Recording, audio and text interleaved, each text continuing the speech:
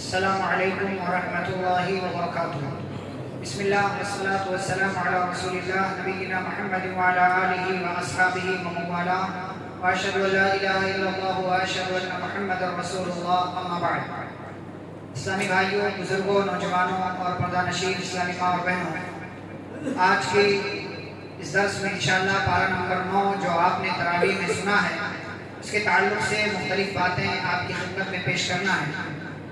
اس کی ابتدا میں اللہ رب العزت نے، جیسا کہ کل میں نے کہا تھا کہ حضرت شعیب علیہ السلام کا تذکرہ ہے، کہ جن نبیوں کا تذکرہ انشاءاللہ ہم پارہ نمبر 12 میں آپ کے سامنے تفصیل سے ذکر کریں گے، اور پھر اس کے بعد ان نبیوں کا اور ان کی قوموں کا تذکرہ کرنے کے بعد اللہ نے کہا وَلَوْ أَنَّ أَهْلَ الْقُرَىٰ آمَنُوا وَاتَّقَوْا، اگر یہ ساری بستی، یہ سارے علاقے کے لوگ، یہ ساری قومیں اگر دو کام کرتی، نمبر 1 ایمان اور نمبر 2 اللہ کا تقویٰ، اگر یہ قومیں ایمان لے آتی اور اللہ کا تقویٰ اختیار کرتی تو کیا ہوتا؟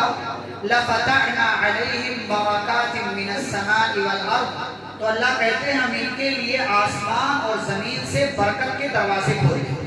پتہ یہ چلا کہ اگر ہمیں اپنی زندگی میں برکت چاہیے تو ہمیں دو کام کرنا ہوگا۔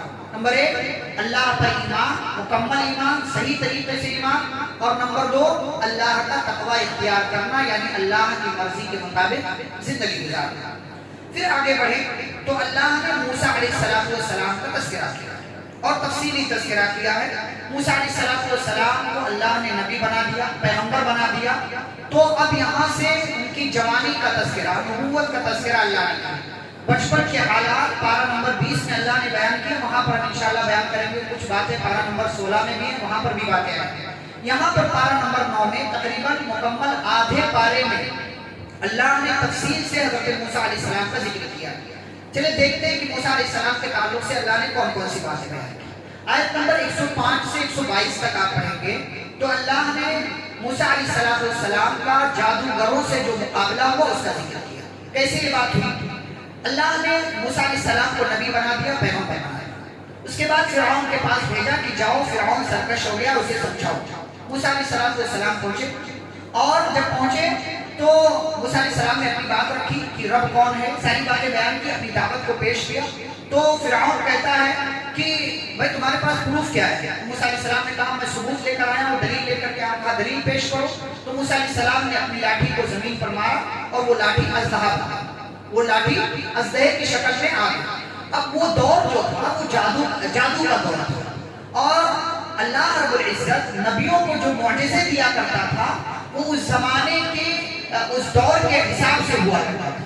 اس زمانے میں جادو کا رواج تھا، تو اللہ نے اسی طرح کا ایک معجزہ موسیٰ علیہ السلام کا دیا۔ اب جب یہ چیز لوگوں نے دیکھی جو فرعون کے حوالی مواری تھے، تو لوگوں نے کہا اِنَّ هَٰذَا لَسَاحِرٌ عَلِيمٌ، یہ تو جادو ہے، یہ تو جادو ہے، اور اس جادو کے بل پہ یہ تم سب کو تمہارے علاقے سے نکالنا چاہتا ہے۔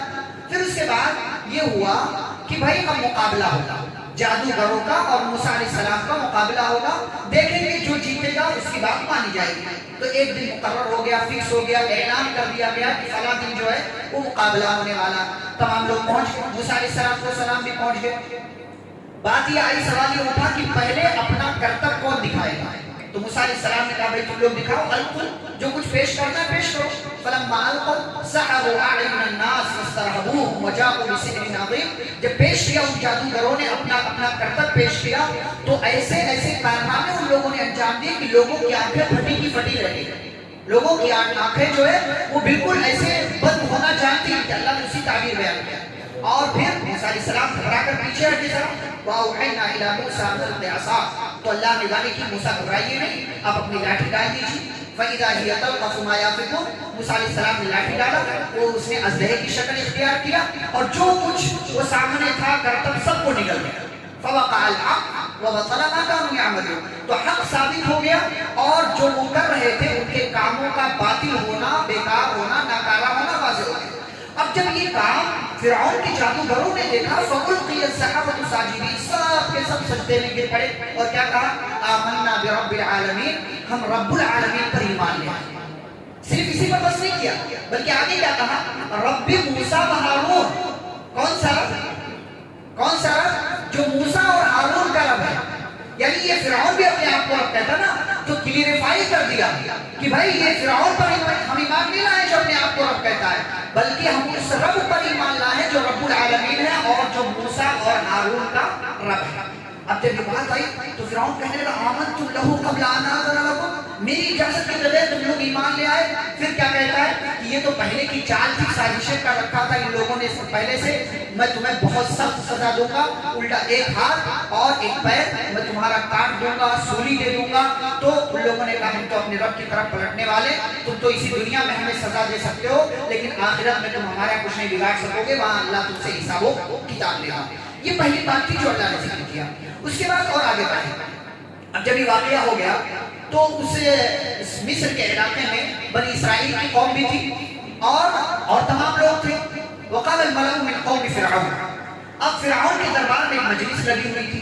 فرعون کے دربار میں جو مجلس لگی تھی تو اس میں جو اس کے وزراء منسٹرز تھے، جو ذمہ دار قسم کے لوگ تھے، انہوں نے کہا اتذر موسیٰ وقومہ لیفسدوا فی الارض، کیا فرعون سے کہا کیا آپ ایسے ہی موسیٰ کو چھوڑ دیں گے؟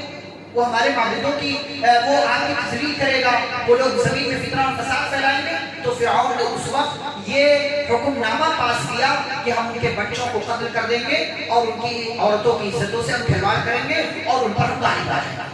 اب جب یہ فیصلہ، یہ اعلان مصر کے اندر جاری ہو گیا فرعون کی طرف سے، تو موسیٰ علیہ السلام کے ماننے والے موسیٰ علیہ السلام کے پاس بھاگ کر آئے، کہنے لگے ایسی ایسی مصیبت آ گئی، اب تو جان پر بن چکی ہے ہماری زندگی۔ تو موسیٰ علیہ السلام نے کیا کہا؟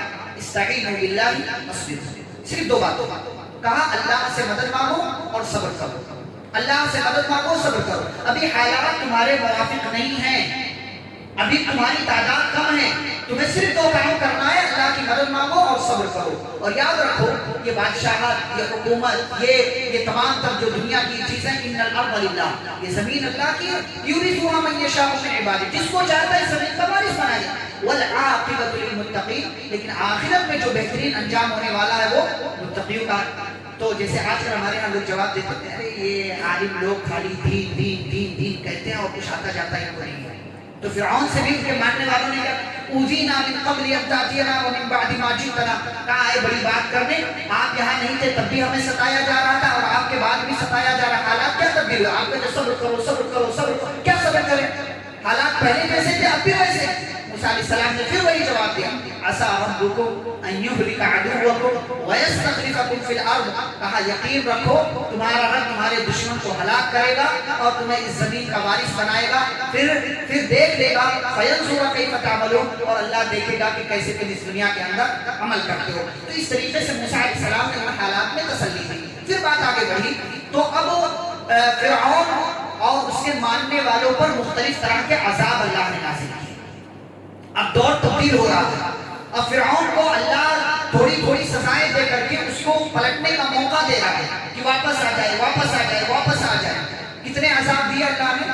7 بڑے بڑے عذاب دیے، 7 بڑے بڑے عذاب۔ نمبر 1 قحط سالی، کچھ پیدا نہیں ہوا، یہ معجزہ یا یہ چیز ہو گئی، مصیبت آئی اور چلی گئی، حالات تبدیل نہیں ہوئی۔ پھر اس کے بعد ونقص من الثمرات، اب جب بارش ہوئی تو بارش کے بعد پھل اور غلے اناج امید کے مطابق پیدا نہیں ہوئے بلکہ کم پیدا ہوئے، تو یہ بھی مصیبت تھی۔ اچھا جب اس طریقے کی مصیبت آتی تھی تو وہ لوگ کہتے تھے ارے یہ ہمارے علاقے میں موسیٰ کہاں سے آئے، اسی کی وجہ سے سب ہو رہا ہے، منحوس آدمی، یہ منحوس آدمی۔ اچھا جب ان کے اوپر حالات تبدیل ہو جاتے تھے، حالات اچھے ہو جاتے تو کہتے تھے ہم تو اس کے مستحق تھے، اور جیسے ہی کوئی مصیبت آتی تو کہتے ہیں یہ موسیٰ کی وجہ سے آ رہی ہے، پھر حالات بدلے۔ تو اللہ نے پھر اور 5 بڑی بڑی مصیبتیں اور نازل کی۔ فَأَرْسَلْنَا عَلَيْهِمُ الطُّوفَانَ، اللہ نے طوفان میں انہیں مبتلا کر دیا۔ وَالْجَرَادَ، ٹڈیوں کا حملہ اللہ نے بھیج دیا، جو ہمارے یہاں 2 سال پہلے ٹڈیوں کا حملہ بعض علاقوں میں، ٹڈیوں کا حملہ ساری فصلیں جانوروں نے تباہ و برباد کر کے رکھ دی۔ وَالْقُمَّلَ، اللہ نے جھو کا عذاب بھیج دیا، سب کے سروں پہ جھو ہو گئے، پیدا ہو گئے، مصیبت آ گئی۔ وَالضَّفَادِعَ، میڈک، اللہ میڈک کا عذاب بھیج دیا، کھانے میں میڈک، گھر میں میڈک، بستر میں میڈک، جہاں جا رہے ہیں وہاں میڈک کا عذاب آیا ہوا ہے، میڈک ہی میڈک ہے، زندگی تباہ و برباد ہو چکی ہے۔ وَالدَّمَ، اور خون کا عذاب اللہ نے بھیجا کہ پانی جتنا تھا پینے کا استعمال کرنے کا سب خون میں تبدیل ہو گیا۔ آیات مفصلات، اللہ نے کہا یہ ہم نے نشانیاں ان کے سمجھانے کے لیے نازل کی، لیکن کیا ہوا؟ فاستكبروا وكانوا قوما مجرمين، ان لوگوں نے پھر بھی ہماری بات نہیں مانی، تکبر کیا اور جرم پر جرم کرتے رہے۔ اچھا اس دوران کیا ہوتا تھا؟ جب ایک مصیبت آتی آتی تھی بھاگ کر موسیٰ علیہ السلام کے پاس آتی تھی، بھاگ کر موسیٰ علیہ السلام، موسیٰ دعا کر دو اپنے رب سے یہ مصیبت ٹل جائے، اگر مصیبت ٹل گئی ہم آپ کے اوپر ایمان لے آئیں گے۔ یہ کام وہ لوگ کیا کرتے تھے۔ موسیٰ علیہ السلام بھائی نبی تھے، مہربان تھے، دعا کر دیتے تھے، اللہ مصیبت ٹال دیتا تھا، پھر سے یہ لوگ سرکشی کرنے لگتے تھے۔ فلما کشفنا عنهم الرجز الى اجل هم بالغوه اذا هم ينكثون، پھر سے ایلیوں کے بلے یہ لوگ پلٹ جاتے تھے۔ جب یہ 7 بڑے بڑے عذاب آئے چلے گئے، حالات ذرہ برابر بھی فرعون کے تبدیل نہیں ہوئے، تو اللہ کہتے ہیں فانتقمنا منهم، ہم نے ان سے انتقام لیا، ان سے بدلہ لیا۔ اور کیسے بدلہ لیا؟ فَأَغْرَقْنَاهُمْ فِي الْيَمِّ، ہم نے اس کو اس کے لاؤ لشکر کے ساتھ سمندر میں ڈبو دیا۔ کیوں؟ بِأَنَّهُمْ كَذَّبُوا بِآيَاتِنَا، اس لیے کہ اس نے ہماری آیتوں کو جھٹلایا اور ہماری باتوں سے یہ غافل ہو گیا۔ اس کے بعد اللہ کیا کہتے ہیں کہ جب فرعون برباد ہو گیا، اس کی تفصیل پھر انشاءاللہ آگے آئے گی پارہ نمبر 11 میں کہ کیسے اور کس طریقے سے ڈوبا فرعون۔ تو اللہ نے کہا اس کے ہلاک ہو جانے کے بعد ہم نے جو یہ زمین تھی اس کا مالک کس کو بنا دیا؟ وہی جو کچھ دنوں پہلے تک زمین میں کمزور سمجھے جاتے تھے، کمزور، پورے مشرق کا مغرب کا پورا سب کا مالک بنا دیا۔ اچھا کیوں؟ یہ بدلہ ہم نے ان کو کیوں دیا؟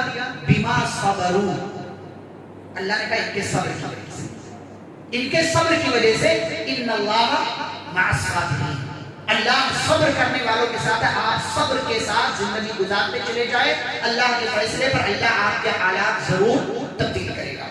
پھر آگے بڑھیں، موسیٰ علیہ السلام کو اللہ نے بلایا کوہ طور پر، کتنے دنوں کے لیے؟ 30 دنوں کے لیے۔ پھر بعد میں یہ مدت بڑھا دی گئی، 40 دن کر دیا گیا۔ 40 دن کے لیے موسیٰ علیہ السلام کوہ طور پر گئے۔ اب موسیٰ علیہ السلام کو اللہ نے وہاں تورات کا تحفہ دیا، تورات نامی کتاب دی، لیکن اس سے پہلے موسیٰ علیہ السلام کے دل میں یہ خواہش جاگ اٹھی، جس کی تفصیل میں نے پہلے بھی بیان کیا، کہا کہ اے اللہ کہ مجھے دکھا دے، اپنا دیدار کرا دے۔ تفصیل میں بیان کر چکا ہوں۔ بہرحال اللہ نے کہا یہ ممکن نہیں ہے، لیکن موسیٰ علیہ السلام اصرار کرتے رہے، تو اللہ نے کہا اچھا میں اپنا نور اس پہاڑ پر ڈالتا ہوں، اگر یہ پہاڑ اپنی جگہ پر باقی رہا، میری تجلی میرا نور برداشت کر گیا تو میں دیدار کرا دوں گا۔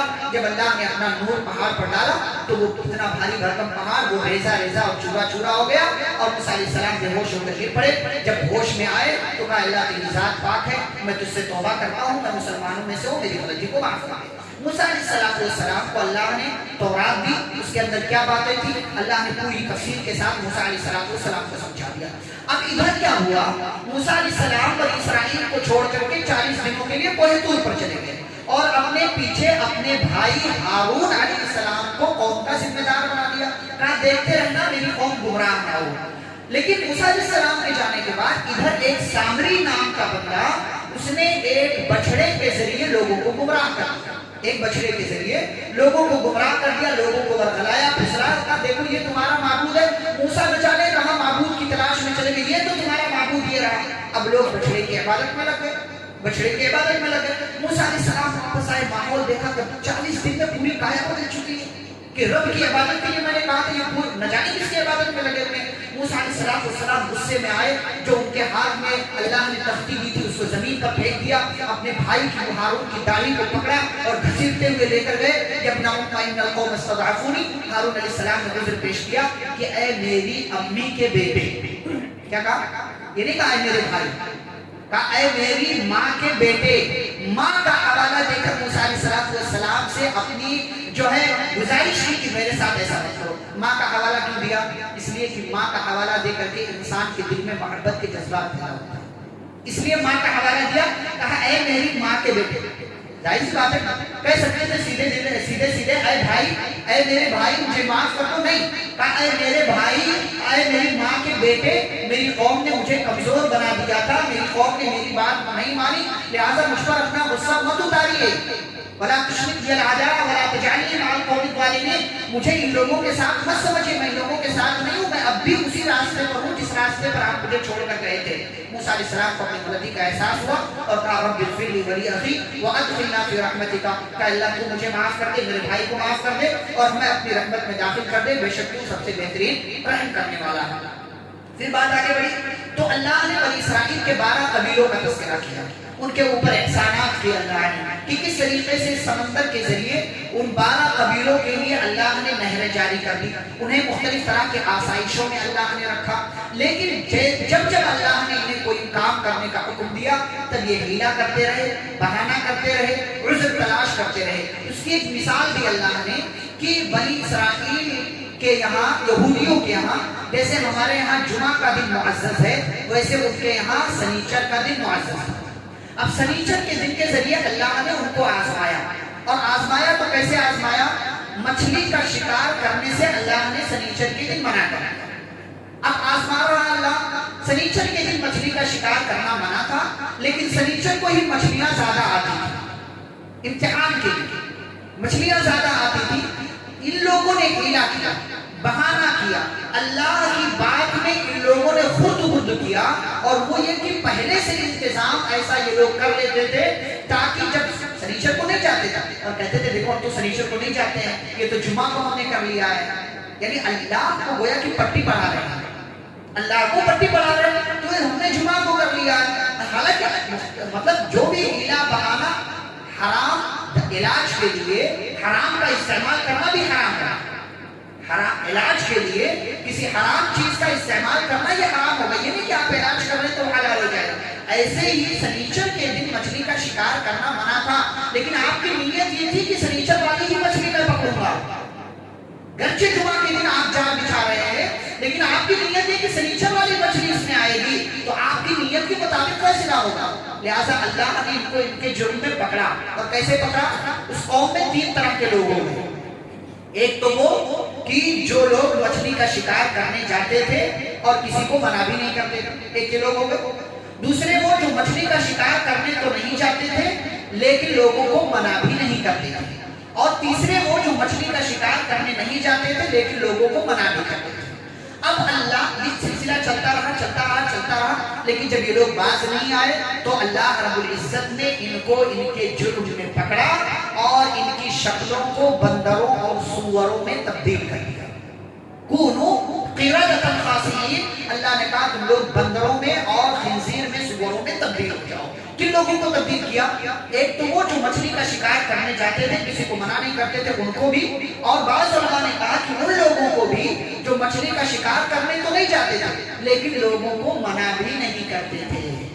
آپ اگر کسی غلط کام میں ملوث نہیں ہیں لیکن کسی کو دیکھ رہے ہیں کہ یہ ڈوبا ہوا غلط کام ہے اور آپ منع نہیں کرتے تو آپ کو بھی ممکن ہے اللہ اس جرم میں پکڑ لے، گرچہ آپ نہیں کر رہے لیکن کسی کو منع بھی نہیں کر رہے۔ تو اس طریقے سے یہاں پر ان بنی اسرائیل کا قصہ جو ہے مکمل ہوا۔ مزید ان کے حوالے سے موسیٰ علیہ السلام کے حوالے سے اور باتیں انشاءاللہ آگے آتی رہیں گی تو ان کا تذکرہ کیا جائے گا۔ پھر آگے چل کر اللہ نے الستو کا وعدہ یاد دلایا ہے، جو ہم سب عالم جو ہے ذریت، تمام ذریت کو اللہ نے پیدا کیا، تمام انسانوں کو، اور سب سے ایک وعدہ لیا تھا کیا میں تمہارا رب نہیں ہوں؟ تو ہم سب نے کہا تھا اے اللہ کیوں نہیں، تو ہمارا رب ہے۔ وہ وعدہ ہمیشہ یاد رکھیں، اسی وعدے کے مطابق زندگی گزاریں، اس رب کو اپنا معبود سمجھیں اور اس کے بتائے ہوئے طریقے کے مطابق اپنی دنیا بساتے رہیں۔ پھر اللہ نے آگے چل کر کے اس بات کا تذکرہ کیا ہے کہ اللہ کے بہت سارے اچھے نام ہیں، ان ناموں کے ذریعے اللہ کو پکارو اور اللہ کی توحید میں کسی بھی قسم کی جو ہے غلطی کا ارتکاب کرنے سے اپنے آپ کو بچاؤ۔ پیارے نبی صلی اللہ علیہ وسلم کا اللہ نے تذکرہ کیا کہ اے نبی صلی اللہ علیہ وسلم آپ کہہ دیجئے میں اپنی ذات کے لیے نفع اور نقصان کا مالک نہیں ہوں، میں اپنی ذات کے لیے بھی کسی بھی قسم کے نفع نقصان کا مالک نہیں ہوں، تو میں دوسرے لوگوں کے کام کیسے آ سکتا ہوں؟ اور یہ بھی کہا کہ اگر میں غیب کا علم جانتا تو بہت ساری بھلائیاں میں اپنے لیے جمع کر لیتا، مجھے نہ ستایا جاتا، نہ مارا جاتا، نہ مکہ سے نکالا جاتا، نہ کسی اور طرح کے جو ہے برے رویے میرے ساتھ کیے جاتے۔ مجھے غیب کا علم نہیں، وما مسنی السوء، اور جب مجھے غیب کا علم ہوتا اگر تو مجھے کبھی بھی کوئی مصیبت لاحق نہیں ہوتی، میں سب سے پہلے اس سے بچاؤ کے راستے اختیار کر لیتا۔ ان انا الا نذیر وبشیر لقوم یؤمنون، میں تو صرف خوشخبری دینے والا ہوں، ڈرانے والا ہوں، لہذا میرے تعلق سے یہی عقیدہ رکھو۔ اور اس سورہ کے یعنی سورۃ الاعراف جو سورہ چل رہی ہے، اس کے اخیر میں اللہ نے معاف کرنے کی تعلیم دی، کہا خذ العفو وامر بالعرف، کہا لوگوں کو معاف کر دو، بھلائی کا حکم دیتے رہو، اور کوئی جاہل آپ کے منہ لگے تو اس سے منہ موڑ کر چلے جاؤ۔ ہاں اگر شیطان کا وسوسہ آپ کے دل میں آتا ہے، گندے خیالات آتے ہیں، تو اللہ کی پناہ میں اپنے آپ کو دے دو، اعوذ باللہ من الشیطان الرجیم پڑھ لیا کرو۔ اور پھر اللہ نے کہا کہ اپنے دل میں اپنے رب کا ذکر کرتے رہو، صبح شام، اور غافلوں میں سے مت ہو جاؤ، غفلت والی زندگی مت گزارو۔ بے شک وہ لوگ جو ان الذین عند ربک لا یستکبرون عن عبادتہ، جو اپنے رب کی عبادت سے تکبر نہیں کرتے ہیں، وہ اللہ رب العزت کے لیے تسبیح اور تحمید بیان کرتے ہیں، اسی کے لیے سجدے کرتے ہیں۔ آپ بھی، ہم سب بھی اپنا شمار انہی لوگوں میں سے کر لیں جو اللہ کی تسبیح اور تحمید بیان کرتے ہیں۔ پھر اس بارے کے اندر سورۃ الاعراف مکمل ہوئی، سورۃ الانفال کا آغاز ہوتا ہے۔ انفال یہ نفل کی جمع ہے۔ نفل کس کو کہتے ہیں؟ زائد چیز کو۔ اسی لیے جو ہم نمازیں پڑھتے ہیں نفلی نماز بولتے ہیں۔ نفلی نماز فرض نمازیں ہوتی ہیں، اور اس کے علاوہ جو نماز ہے وہ سب نفلی نماز ہے۔ تو زائد یعنی جو آپ کے اوپر فرض ہے اس سے زیادہ آپ پڑھ رہے ہیں، اسی کو کہتے ہیں نفلی نماز۔ تو نفل جمع انفال یہ عربی میں مال غنیمت کے لیے استعمال ہوتا ہے، یعنی جو مال آپ کا نہیں ہے لیکن آپ کو مل گیا ہے تو مال غنیمت۔ یہ مال غنیمت کیا ہوتا تھا؟ مسلمانوں کافروں کے درمیان لڑائی ہوتی تھی، مسلمانوں نے کافروں کو مارا، کافر میدان چھوڑ کر بھاگے تو اپنا بہت سارا سامان چھوڑ کر چلے جاتے، وہ مال مسلمان اکٹھا کرتے تھے اور اسے لوگوں میں تقسیم کیا جاتا تھا، اسی کو مال غنیمت کہتے ہیں۔ پہلے کی امتوں کے لیے یہ مال غنیمت استعمال کرنا حلال نہیں تھا۔ اس امت کی اور پیارے نبی صلی اللہ علیہ وسلم کی خصوصیات میں سے کہ اللہ نے اس امت کے لیے مال غنیمت کا استعمال کرنا حلال کیا، اور اس کی تقسیم کے مختلف طریقے اللہ نے بتایا کہ کیسے اس مال کو تقسیم کیا جائے گا۔ جنگ بدر سے پہلے تک اس تعلق سے، بلکہ جنگ بدر جب مکمل ہو گئی تھی اس وقت تک کوئی حکم نازل نہیں ہوا تھا، کسی بھی قسم کا کوئی حکم مال غنیمت کے تعلق سے نازل نہیں ہوا تھا، لیکن جب جنگ بدر مکمل ہوئی مال غنیمت ہاتھ آیا، 70 کافروں کو قید کیا گیا، 70 کو مارا گیا، تو اللہ نے مال غنیمت کو تقسیم کیسے کیا جائے گا اس کی تفصیل بیان کی یہاں پر بھی، اور پھر پارہ نمبر 10 میں بھی اس کا تذکرہ ہے۔ جنگ بدر کے تعلق سے میں چند باتیں آپ کے سامنے رکھوں۔ جنگ بدر میں مسلمانوں کی تعداد کتنی تھی؟ 313، کافروں کی 1000، کافروں کی تعداد 1000 تھی۔ دیکھیں یہاں ایک چیز کی طرف اشارہ کرنا ہے کہ نبی صلی اللہ علیہ وسلم مسلمانوں کے ساتھ بدر کے میدان میں ہیں، رمضان کا مہینہ ہے، روزے کی حالت میں ہیں، اور اسلامی تاریخ کی پہلی بڑی جنگ ہونے جا رہی ہے۔ وہ بھی حالات ایسے تھے کہ مسلمان ہتھیار کے ساتھ نہیں آئے تھے کیونکہ ایک قافلے کو پکڑنا تھا، لیکن اللہ نے حالات ایسے پیدا کر دیے کہ مسلمانوں کا رعب و دبدبہ کافروں کے دلوں میں بٹھانا تھا، اس لیے اللہ نے حالات تبدیل کیے اور اس 313 کے لشکر کو لا کر کے 1000 کے لشکر کے سامنے کھڑا کر دیا کہ دیکھو تم کو انہی 1000 کے لشکر سے مقابلہ کرنا ہے، جن کے پاس لشکر ہے، ہتھیار ہے، اور جن کے پاس گھوڑے ہیں، سواریاں ہیں، جن کے پاس تمام طرح کی آسائشیں ہیں، ساز و سامان، انہی سے مقابلہ کرنا ہے۔ یہ اللہ یہ چاہ رہا تھا کہ مسلمانوں کا رعب و دبدبہ کافروں کے دلوں میں بیٹھ جائے، اور مسلمان صرف 313 کی تعداد میں ہیں اور ان کے پاس مکمل ہتھیار بھی نہیں، جانور بھی نہیں ہے، کسی کے پاس کچھ ہے، کسی کے پاس کچھ نہیں ہے۔ حالات ایسے بنے کہ نبی صلی اللہ علیہ وسلم انسان تھے، دل گھبرا گیا، 2 رکعت نماز پڑھی، سجدہ کیا، اللہ سے دعائیں مانگی، اللہم انتہلی هذه العصابہ فلن تعبد فی الارض ابدا، اللہ سے رو کر یہ دعا مانگی کہ اللہ اگر آج یہ جماعت اس جنگ بدر کے میدان میں ہلاک ہو گئی اور کافروں نے اسے مار دیا، فلن تعبد فی الارض ابدا، تو زمین پر تیری عبادت کرنے والے ہرگز باقی نہیں رہیں گے، لہذا اے اللہ مسلمانوں کی مدد فرما، مسلمانوں کی کمزوری کی شکایت کی، مسلمانوں کی کمزوری اللہ کے سامنے پیارے نبی صلی اللہ علیہ وسلم نے رکھی، اللہ نے دعا قبول کی۔ ابو بکر صدیق رضی اللہ تعالیٰ عنہ نے کہا اللہ کے نبی بس کیجئے، بہت زیادہ آپ نے دعائیں مانگ لی ہیں، اور اس کے بعد دنیا نے دیکھا کہ کس طریقے سے صرف 313 کی تعداد میں اللہ کی مدد، اس کی نصرت، اس پر ایمان رکھنے کے اسے ہتھیار کے ذریعے کافروں سے مقابلہ کیا، اور اس جنگ کے اندر انہیں واضح طور سے کامیابی ملی، 70 کو مارا اور 70 کو قید کر کے لائے۔ یہ پیغام ہے اس جنگ کے اندر کہ اگر ہمارے ہماری زندگی میں کوئی بڑا حادثہ ہو رہا ہے یا ہمیں اندازہ ہو جائے کہ ہماری زندگی میں کوئی مصیبت آ چکی ہے یا آنے والی ہے تو ہمیں ہمیشہ رب سے دعا کرنا چاہیے.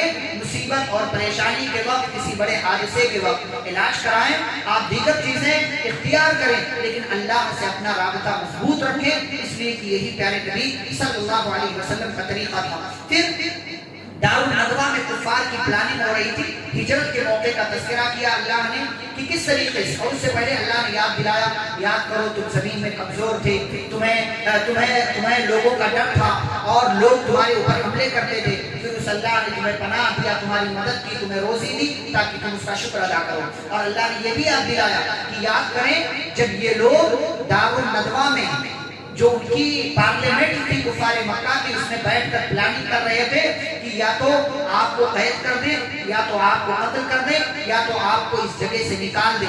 یہ لوگ اپنی پلاننگ کر رہے تھے اور اللہ اپنی پلاننگ کر رہا تھا. واللہ خیر الماکرین, اور اللہ سب سے بہترین پلان اور تدبیر کرنے والا. اور اللہ نے پلان ایسا بنایا اپنے نبی پاک صلی اللہ علیہ وسلم کو ان کافروں کے نرغے سے ایسے بچا کر کے اللہ لے آیا کہ ان کافروں کی آنکھیں اللہ نے بند کر دی. پیارے نبی صلی اللہ علیہ وسلم اپنے کمرے سے, اپنے گھر سے بحفاظت باہر نکلے, صدیق اکبر رضی اللہ تعالیٰ عنہ کے گھر گئے اور وہاں سے یہ دونوں ساتھی ہجرت کے راستے پر, ہجرت کے سفر پر روانہ ہوئے. غار ثور میں پناہ لی اور ان کافروں کو جو چاروں طرف سے جن لوگوں نے گھیر کر رکھا تھا, جب تک ایک دوسرے بتانے والے نے نہیں بتایا کہ تم لوگ کس کا انتظار کر رہے ہو, کہا محمد کا صلی اللہ علیہ وسلم, تو اس انسان نے کہا وہ تو یہاں سے جا چکے ہیں, وہ تو یہاں سے جا چکے ہیں.